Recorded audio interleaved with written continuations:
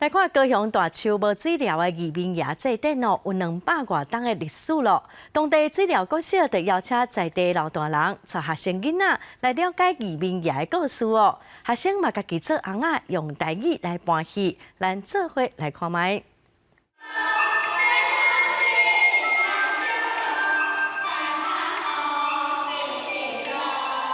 囡仔用翁仔来搬戏，而且是用台语来演出当地移民的故事。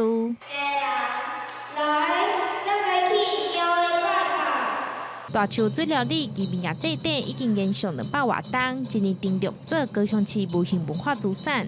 为着要让学生了解故乡，移民也文化协会甲学校来合作，利用翁仔来演出移民的故事。有学生原本袂晓讲台语，演说了后真有成就感。有成就感，能够跟老人家讲台语，然后还可以上台演出。对，咱头一摆表去点名表演，互大家看。阿嬷会先讲台语，互阮听，阮听无，阿嬷就会翻国语，互阮听。这条国小甲地方协会来合作，去年是推出绘本，今年是搬翁仔戏，当中有20位学生参与，老大人先讲故，互囡仔了解移民的故事，才旧的剧本，而且家己做翁仔，伫故事节迄天搬互老师看。台湾人啊，我就讲啊，你台湾人一定爱学台湾话啊，吼啊，即摆若听话，我就翻国语来讲安尼。演出的过程内底，长辈嘛是透过因的方式，要安怎互囡仔会当接近咱在地遮的文化甲语言。